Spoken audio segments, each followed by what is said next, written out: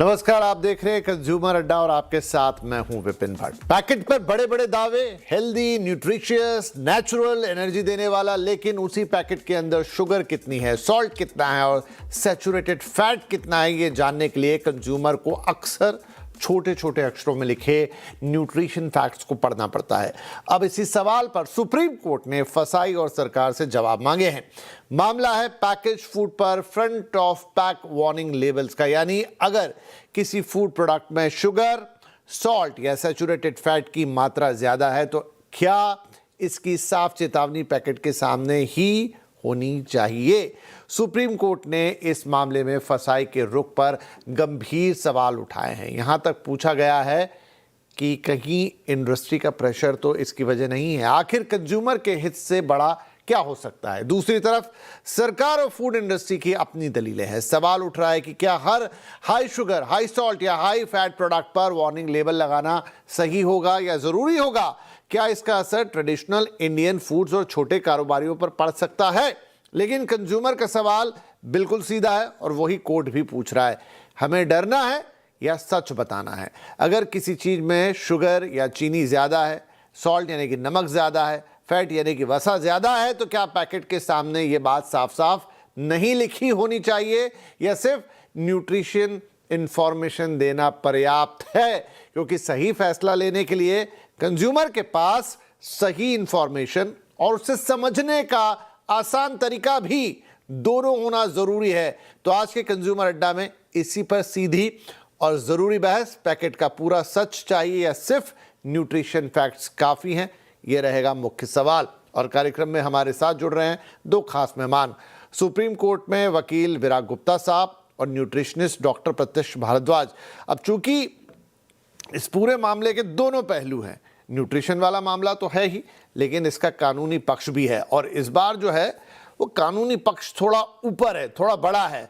तो विराग साहब, supreme court ने ये कहा कि हमें कहते कहते बहुत वक्त हो गया है, लेकिन ना वो बात फसाई की समझ में आई और सरकार की तरफ से भी उस पर कोई खास अब तक स्पष्टीकरण नहीं है।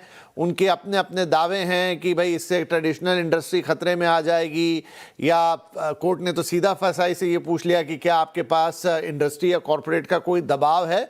और फाइनली उन्होंने अल्टीमेटम दिया है कि 2 हफ्ते में अगर इस पर कोई बातचीत नहीं हुई या कोई सीधा समाधान नहीं निकला तो फिर वो इस पे फैसला लेंगे। सुप्रीम कोर्ट की इस टिप्पणी का क्या मतलब निकाला जाए।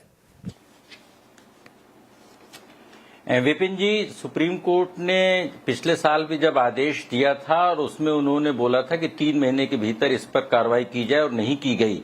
और मैं थोड़ा इस चर्चा क्योंकि जो पीआईएल है उस पीआईएल में बहुत सारी गंभीर चिंताएं व्यक्त की गई हैं गलत खान-पान की वजह से, कैंसर, डायबिटीज और दूसरी बीमारियों के बारे में।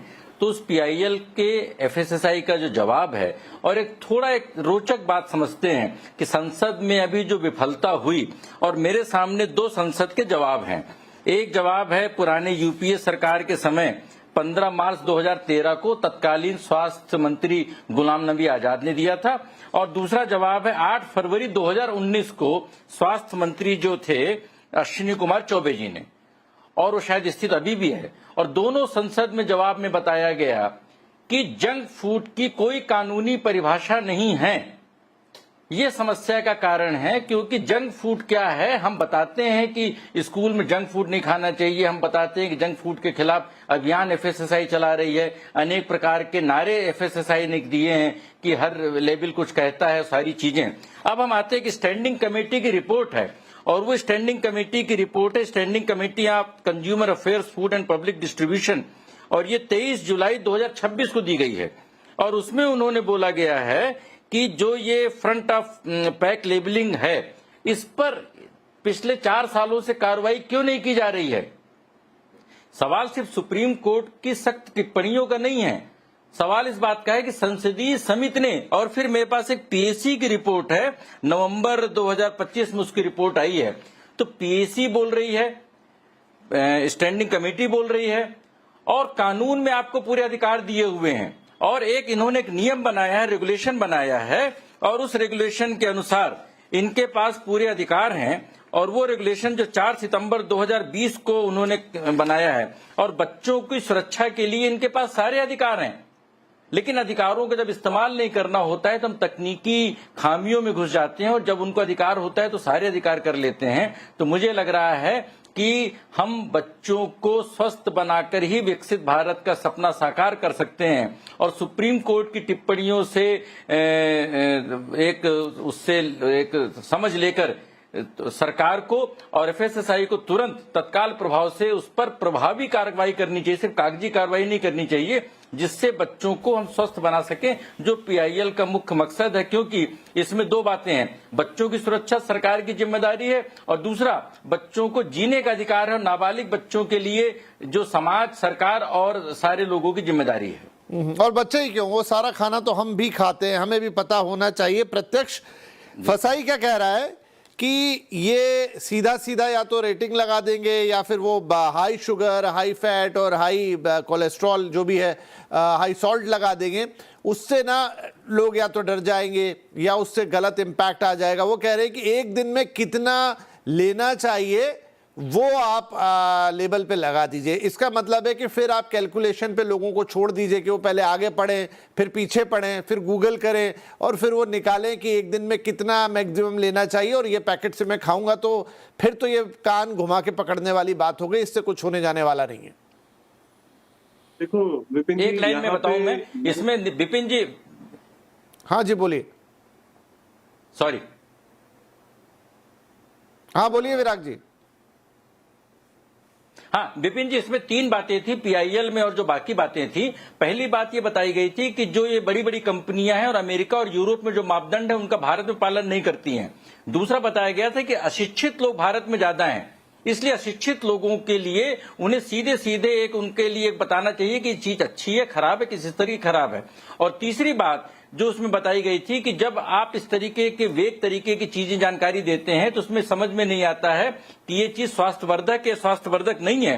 तो विदेशों में जो मापदंड है और विदेशों के जो तरीके हैं शिक्षित समाज में, वो भारत में नहीं हो सकते हैं। और मैं फाइनली ये कहना चाहता हूं कि बगैर उसमें संशोधन किए भी उनके पास ये सारे अधिकार हैं, और पार्लियामेंट्री कमेटी की रिपोर्ट के बावजूद वो ये क्यों नहीं कार्रवाई कर रहे हैं, सुप्रीम कोर्ट के फैसले के बावजूद कार्रवाई क्यों नहीं कर रहे हैं, इसमें उनकी मंशा पर संदेह होता है। राइट। इनफैक्ट आप कह रहे हैं कि अशिक्षित, मैं कहूंगा प्रत्यक्ष शिक्षित लोग भी कितने लोग हैं, मैं खुद नहीं पढ़ता, शायद विराग जी भी नहीं पढ़ते होंगे, आप क्योंकि न्यूट्रिशनिस्ट हैं तो शायद पढ़ लेते होंगे, या हो सकता है आप भी ना पढ़ते हो।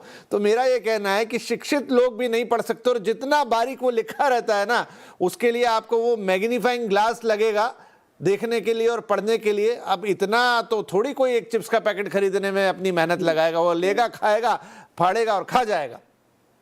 बहुत आपने विपिन जी बहुत अच्छी बात कही है कि शिक्षा और अशिक्षा से भी अलग एक समाज है हमारी दुनिया के अंदर, और उस समाज को मैं सिंपलीफाई करता हूँ कि आप ये देखो, सिगरेट के ऊपर वार्निंग होती है कि आपके फेफड़े खराब हो जाएंगे, मत पियो, फिर भी सिगरेट और तंबाकू हमारे देश में बिकता है, शराब हमारे देश में बिकती है। तो यहाँ जो है ना, लोग अपने स्वाद के मोहताज हैं। यहाँ पे लोगों को शिक्षित करना बहुत जरूरी है। नो डाउट गवर्नमेंट जो कदम उठा रही है बहुत अच्छा है। सुप्रीम कोर्ट या हमारी आदरणीय जो माननीय कोर्ट्स हैं, वो जो इसको कोशिश कर रही है कि लेबलिंग को सख्ताई से प्रोडक्ट्स के ऊपर लाया जाए, बहुत अच्छी चीज है। पढ़ा जाए या ना पढ़ा जाए वो भी एक अपना कंसेप्ट है, पर यहाँ पे ना एक बेसिक नॉलेज, बेसिकली लोगों को समझना कि उनके लिए क्या स्वास्थ्य के लिए सही है, क्योंकि लोगों को पता होते हुए भी वो गलत खाते हैं। आप ये देखो, मैं पिछले 20 सालों से वेट लॉस इंडस्ट्री चला रहा हूँ और बहुत सारे सेटअप्स हैं मेरे। मैं लोगों को रोज क्या देखता हूँ, हम लोग लोगों को समझा रहे हैं कि भाई ये पर्टिकुलर चीज आपने खाई तो आपका स्वास्थ्य खराब हो जाएगा। आप डायबिटीज के मरीज है तो शुगर नहीं खानी, आप हाई बीपी के मरीज है तो हाई सोडियम नहीं खाना। पर लोग अपनी जीभ को लेकर, अपने स्वाद को लेकर इतने बंधे हुए हैं कि उन्हें पता होते हुए भी कि मैं बीमारी का शिकार हो रहा हूँ और फिर भी वो उसे खाए जा रहे हैं। तो यहाँ पे ये दोनों अलग अलग चीजें हैं। ये कहते हैं ना, जैसे एक ही ट्रैक के दो अलग अलग पहलू हैं और दोनों पहलुओं को साथ लेकर चलना जरूरी है। नो डाउट अगर जो पैकेट्स के ऊपर वार्निंग्स होंगी, साइंस होंगे, तो कहीं ना कहीं लोगों को पता चलेगा, बहुत अच्छी चीज है। पर लोगों को पर्टिकुलरली एक बेसिक एजुकेशन, कहीं पे जैसे पहले मोरल एजुकेशन में सिखाया जाता था कि ये चीजें अच्छी हैं, उस टाइप के एक बेसिक बच्चों को भी समझाया जाए। राइट। अच्छा विराग सर, सरकार की तरफ से और फसाई की तरफ से भी एक अलग तरीके का तर्क आ रहा है। वो क्या कह रहे हैं कि भारत की एक बहुत बड़ी फूड इंडस्ट्री है, एमएसएमईज इसमें आते हैं, और भारत के स्नैक्स का अपना एक स्वाद है जिसमें नमक ज़्यादा होता है, कुछ में चीनी ज़्यादा हो सकती है और इसी तरह की चीज़ें, फैट लेवल भी ज़्यादा हो सकते हैं। और उस पर सुप्रीम कोर्ट ये तर्क दे रहा है कि क्या हमें वैसा का वैसे ही रहना है, हमें अविकसित रहना है, या आज हम जिन चीज़ों से जूझ रहे हैं, आज जिस तरह की अब स्थिति बन गई है, जिस तरह से मोटापा बढ़ रहा है या बीमारियां बढ़ रही हैं, हमें अपनी जनता को अवेयर करना है। और वो फिर भी कह रहे हैं कि आखिर में तो निर्णय कंज्यूमर के हाथ में है, रोका नहीं जा रहा है उसको कि आप ये मत खाओ, लेकिन बताना बहुत ज़रूरी है कि जो आप खा रहे हो उसमें क्या है। देखिए विपिन जी, जो हमारे दूसरे एक्सपर्ट बोल रहे हैं बिल्कुल सही है, और इसीलिए 18 साल के बाद कोई भी आदमी अपना कोई भी निर्णय लेता है, और शिक्षित अशिक्षित कोई दिक्कत नहीं है। इसमें 2-3 तरह के वर्ग हैं। पहला, जो शिक्षित हैं, जानते हैं, जानबूझ करके कर रहे हैं, उन्हें जागरूक करना जरूरी है। दूसरा, अशिक्षित हैं जिनको पता ही नहीं है क्या है। और तीसरा, बच्चे हैं जो शिक्षित होने के बावजूद भी वो नादान है, उन्हें पता नहीं है। इसलिए जब हम किसी में रेड फ्लैग करते हैं तो वो उनके, ये सरकार की जिम्मेदारी है। जब मैं इसके नोटिफिकेशन को पढ़ रहा हूँ 4 सितंबर 2020 को मिनिस्ट्री ऑफ हेल्थ की नोटिफिकेशन को, और इस नोटिफिकेशन के जो शब्द हैं, उन शब्दों को अगर आप देखें, eat right campus that focus on serving of safe food and balance diet, local and season food. तो जब आप अपने जो मिशन स्टेटमेंट को बताते हैं, तो मिशन स्टेटमेंट को पूरा करने के लिए आपके पास एक रेगुलेटर के नाते पूरी आपकी जिम्मेदारी है। तो उस जिम्मेदारी के तरह आप उसमें जो लेबलिंग है, जो उसमें जो जरूरी चीजें हैं, उनको क्यों नहीं करते हैं। और उसके लिए एक और भी दिक्कत है, जो संसदीय समिति की रिपोर्ट है और इसके अलावा और भी कई बार ये आया गया कि इनके पास पूरे स्टाफ ही नहीं है, इनके पास टेस्टिंग फैसिलिटीज नहीं है, बहुत सारी चीजें आउटसोर्सिंग पे डिपेंडेंट हैं। तो मुझे ऐसा लग रहा है कि जो हमारे खाने का, और एक और भी बड़ी बात है, ई कॉमर्स सेक्टर में, क्विक कॉमर्स सेक्टर में जवाबदेही कैसे तय की जाए, किसकी जवाबदेही तय की जाए। अभी जो मुंबई में जो अभी जो रेड मैं हुई, वही विराट जी, मैं वही चीज लेके आने वाला था। दोनों से आपसे सवाल होगा कि ये मामला स्टाफ की कमी का है या इंटेंट की कमी का है। एक आदमी, वो मुंडे साहब का नाम महाराष्ट्र में इस समय मतलब रोज पेपरों में छप रहा है, आप सोशल मीडिया पे देख लीजिए, टीवी पे देख लीजिए, एक व्यक्ति ने पूरे सिस्टम को हिला के रख दिया है। और वो क्या कह रहे हैं कि पता नहीं क्यों इसके लिए इतना हल्ला मच रहा है, मैं तो सिर्फ अपना काम कर रहा हूं। ना उन्होंने कोई नियम बदले हैं, ना उन्होंने आके कुछ कर दिया है। जो ऑलरेडी एक सिस्टम होना चाहिए या जो हमारी ही रूल बुक्स में लिखा है, वो उसे सिर्फ इम्प्लीमेंट कर रहे हैं। यानी पूरा का पूरा मामला इंटेंट का है। अब आप तर्क देते रहिए हजारों, लेकिन अगर आपका इंटेंट है कि आपको अपनी जनता को खराब खाने से, गलत खाने से बचाना है, जो कि नीड ऑफ द टाइम है, देश के प्रधानमंत्री भी वक्त वक्त पे अपील करते हैं चीनी कम खाइए, तेल को कम कीजिए, लेकिन दूसरी तरफ ये मामला इतने सालों से खिंच रहा है। देखिए बेसिकली विपिन जी, यहाँ पे ना फिर वही बात आती है, जब हम लोग दूसरे देशों की बात करते हैं कि दूसरे देशों की तरह लेबलिंग होनी चाहिए, दूसरे देशों की तरह प्रोडक्ट्स के ऊपर मार्किंग होनी चाहिए। तो यहाँ एक छोटा सा एक एग्जांपल देता हूँ मैं आपको, जापान का, कोरिया का, कि वो लोग बच्चों को ना बचपन से समझाते हैं कि स्पिनिच, पालक खाने के क्या फायदे हैं, उसके अंदर क्या क्या गुण है, टमाटर खाने के क्या फायदे हैं, उसके क्या क्या गुण है। यहाँ बच्चों को बचपन से भी समझा देना जरूरी है। एक चीज जो सबसे ज्यादा जरूरी है, जिससे बच्चों को पता हो कि what they are actually eating, वो सही खा रहे हैं या गलत खा रहे हैं। गलत खा रहे हैं, अपनी मर्जी से खा रहे हैं, ठीक है, पर उन्हें पता हो कि दे आर ईटिंग रोंग, किसी और को ना बताना पड़े। जब हम फोर्सफुली किसी चीज को लोगों के ऊपर थोपते हैं ना, तो लोगों को समझ में नहीं आता, क्योंकि वो इतने लंबे टाइम से खाते आ रहे हैं उटपटांग चीजें, उन्हें चिप्स, वेफर्स या कोल्ड ड्रिंक्स का शौक है, वो छुड़वाना बड़ा मुश्किल है। कई लोग तो अक्सर ऐसा कहते मिलेंगे आपको कि जी मैं तो खाने के बाद कोल्ड ड्रिंक पीता हूँ तभी खाना हजम होता है।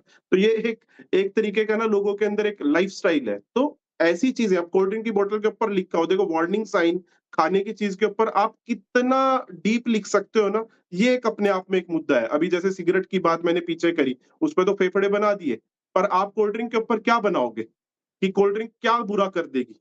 तो ये एक ना डिपेंडेंसी है कि इन चीजों को समझना एक अलग तरीके से, एक अलग नजरिए से जरूरी है। रही बात जैसे अभी हमारे आपने बात करी कि महाराष्ट्र में, नो डाउट कि हमारे डिपार्टमेंट्स में बहुत सारे रूल्स रेगुलेशंस हैं, पर कहीं ना कहीं वास्तव में स्टाफ की कमी है कि प्रॉपर स्टाफ नहीं मिलता, जो मिलता है वो प्रॉपर काम नहीं करना चाहता, और जो शॉपकीपर्स या जो मैन्युफैक्चरर्स हैं वो भी नहीं उन चीजों को उतना सीरियसली लेते, क्योंकि अभी जो एक पुरानी जनरेशन है ना, उसकी एक सोच है चल जाएगा, हो जाएगा। धीरे धीरे बदलाव आ रहा है, पर सरकार बहुत तेजी से उस बदलाव को लाने की कोशिश कर रही है। राइट, एक छोटा ब्रेक लेते हैं यहाँ पर। लेकिन अब अगर सुप्रीम कोर्ट ने एक अल्टीमेटम दे दिया 2 हफ्ते का, तो क्या होगा 2 हफ्ते बाद? क्या सुप्रीम कोर्ट ये आदेश जारी कर देगा कि अब जो भी बिकेगा वो फूड लेवल वार्निंग के साथ ही बिकेगा, या जो भी आएगा स्टार सिस्टम आएगा, या लिखा रहेगा कितना फैट, या लाल कलर का निशान रहेगा, या हरे कलर का निशान आएगा कि ये आपके स्वास्थ्य के लिए अच्छा है नहीं है? क्या होगा ये जानने की कोशिश करेंगे। और ये बात तो सही है कि ये जब होगा तब होगा, लेकिन आपको और हमको तो समझना बहुत ज़रूरी है कि हम कितना नमक, चीनी और फैट खा रहे हैं, क्योंकि भारत बहुत बड़े एक ऐसे क्राइसिस पे खड़ा है, हेल्थ क्राइसिस पे, कि अगर नहीं संभला तो तकलीफें बहुत ज़्यादा होंगी। एक छोटा ब्रेक के बाद ये 2 अहम सवाल।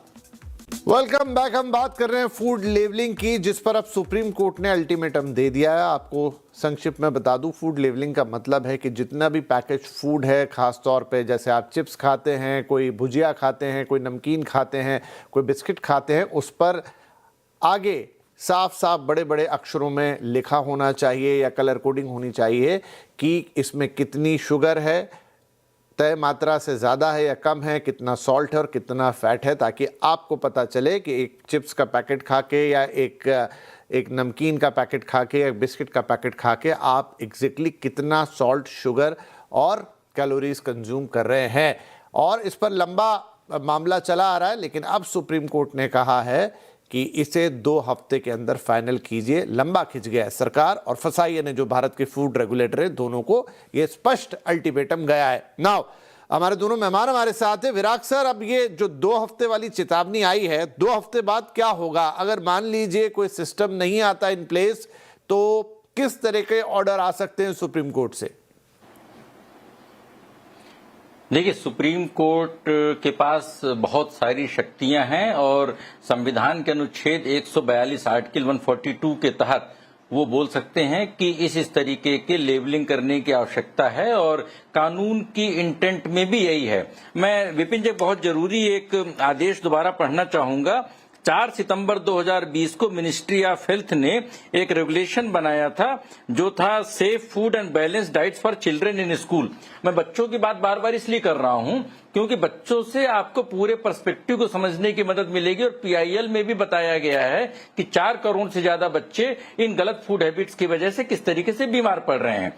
ये कानून जो उन्होंने बनाया है, उसमें लिखा है, No person shall advertise or market or sell or offer for sale, including free sale or permit sale of food products high in saturated fat or trans fat or added sugar or sodium in school campus or to school children in an area within 50 meters from the school gate in any direction.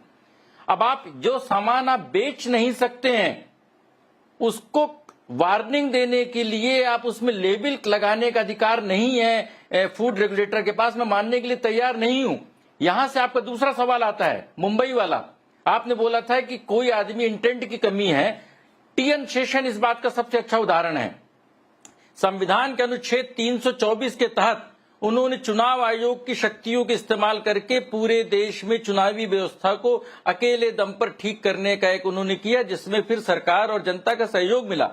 तो food regulator के पास बहुत शक्तियां हैं, लेकिन अगर काम नहीं करना हो तो हर तरीके के एक उसमें अड़चने हैं। और जो एक तीसरी बात बोली थी इन्होंने कि कोल्ड ड्रिंक या किसी भी चीज के बारे में, इसमें हमको देखने की जरूरत है कि जो मार्केट फोर्सेज हैं वो विज्ञापन करती हैं, जो नुकसानदायक चीजों को छिपाती हैं, नुकसानदायक चीजों की रिपोर्ट नहीं सामने आती। मैं उसमें नहीं जाना चाहता हूं, लेकिन सभी की सुरक्षा, बच्चों की सुरक्षा, ये सरकार का संवैधानिक उत्तरदायित्व है। और अगर फूड रेगुलेटर सुप्रीम कोर्ट के आदेश के बावजूद इसका पालन नहीं कर रहे हैं, तो मुझे लग रहा है अगली हियरिंग में सुप्रीम कोर्ट को सख्त रवैया अपनाकर अनुच्छेद 142 के तहत समुचित आदेश पालन करना चाहिए। समुचित आदेश दे करके उसका पालन सुनिश्चित कराना चाहिए। बिल्कुल। तो प्रत्यक्ष बार बार हम अपने कार्यक्रम में कहते हैं कि भारत इस वक्त कैसे बड़े हेल्थ क्राइसिस के मुहाने पे खड़ा हुआ है। Already we are into that, मतलब आगे जाके वो और डीप हो जाएगा कि जिस तरीके से हमारा बैंकिंग रेगुलेटर है, जिस लेवल का RBI, जिस तरीके से हमारा मार्केट रेगुलेटर है SEBI, मतलब जो स्टैंडर्ड उनके हैं, अब फसाई का भी वही लेवल होना चाहिए या उसी लेवल का रेगुलेटर, या तो फसाई की ताकतें बढ़े या कोई और रेगुलेटर आए। लेकिन अगर भारत में खान पान के सिस्टम को चुस्त दुरुस्त नहीं किया गया तो हमारा पूरा देश अगले कुछ सालों में बीमार पड़ जाएगा, जिसकी बहुत बड़ी कीमत होगी। बिल्कुल आपने ठीक कहा। पीछे आदरणीय मोदी जी ने भी, आदरणीय प्रधानमंत्री जी ने भी कई बार इस चीज की रिक्वेस्ट करी है। इवन हमारे कई हेल्थ एटलस के अंदर इस चीज को बताया गया है कि देश 2030 तक, 2035 तक 99 या 90% लोग मोटापे के शिकार होंगे, या वो कैंसर या डायबिटीज जैसी बड़ी बड़ी बीमारियों के शिकार होंगे। उसका कारण क्या है? उसका कारण कहीं ना कहीं गलत ईटिंग हैबिट है। देखो, एक चीज बड़ी क्लियर है, हम जैसा खाते हैं, जैसा हम खाना खा रहे हैं, वैसे ही हमारा शरीर बनता है। ये सेइंग हम लोग बहुत सदियों से सुनते आ रहे हैं। अब हम लोग जब खा ही गलत रहे हैं, अब मेरे को पता ही नहीं कि मेरा सपोज फॉर एग्जांपल मेरा बीपी हाई है, मुझे पता ही नहीं कि चिप्स से मेरा बीपी और ज्यादा हाई हो जाएगा। उसमें हाई सोडियम है। अब डॉक्टर ने कहा कि अपना सोडियम घटाओ, लोगों को यही नहीं पता एक्चुअली नमक सोडियम में कई लोगों को कि क्या फर्क है। तो ये एक बड़ी अच्छी पहल है, बहुत अच्छा होगा। जैसे अभी आप ये देखो, लोगों को ग्रीन लोगो से पता चलता है कि ये वेज है। ऐसे ही कोई लोगो अगर जो बन जाए जिससे पता चले कि इसमें हाई फैट है, हाई सैचुरेटेड या अनसैचुरेटेड फैट है, या उसमें हाई प्रोटीन है, हाई कार्बोहाइड्रेट है, हाई सोडियम है। अगर जो ऐसी कुछ चीजें होंगी, नो डाउट आज नहीं तो कल धीरे धीरे वो लोगों के लिए वास्तव में बहुत अच्छी होंगी। आने वाली अगली जनरेशन के लिए बहुत अच्छी होंगी। जैसे जैसे जनरेशन खराब हुई है, बीमारियों की तरफ आई है, वैसे धीरे जी। धीरे अगली जनरेशन जो है बीमारियों से निकलेंगी। राइट। तो जब सब कुछ बदल रहा है तो फिर हमारी फूड हैबिट्स क्यों ना बदलेंगी, क्यों हमारे पैकेट्स नहीं बदल सकते और क्यों अवेयरनेस नहीं आ सकती, जो कोड भी कह रहा है। ठीक है, हमारा एक इंडस्ट्री उस पर निर्भर है और वो अपनी चीज़ों को देख रही है, लेकिन अगर वो भी अपने फूड प्रोडक्ट को हेल्दी बनाएगी तो उसमें क्या गलत हो जाएगा, बिकेगा तो वो तब भी। तो फिर अब देखने वाली बात है कि 2 हफ्ते बाद क्या होगा। क्या सुप्रीम कोर्ट की बात पर कोई एक्शन होता है, क्या वो food level front of packet वाली वार्निंग्स आती हैं, या फिर फाइनली 2 हफ्ते बाद सुप्रीम कोर्ट इस पर अपना कोई आदेश या निर्णय सुनाता है। जो भी हो, लेकिन ये ज़रूरी है, इस वक्त की नीड ऑफ द टाइम है कि लोगों को अवेयर किया जाए, वो क्या खा रहे हैं, उन्हें बताया जाए कि जो वो कंज्यूम कर रहे हैं वो कितना सही कितना गलत है, या उसमें कितना फैट है, शुगर है, चीनी है। अन्यथा अनजाने में ही हम अपने आप को, अपने स्वास्थ्य को और देश के स्वास्थ्य को खराब करते जाएंगे। बहुत बहुत शुक्रिया आप दोनों मेहमानों का। इंतजार रहेगा 2 हफ्ते बाद क्या होता है, फिर एक बार चर्चा करेंगे और अवेयरनेस की अपनी ये अलग जगह रखेंगे। बहुत बहुत धन्यवाद इस कार्यक्रम में शामिल होने के लिए। नमस्कार।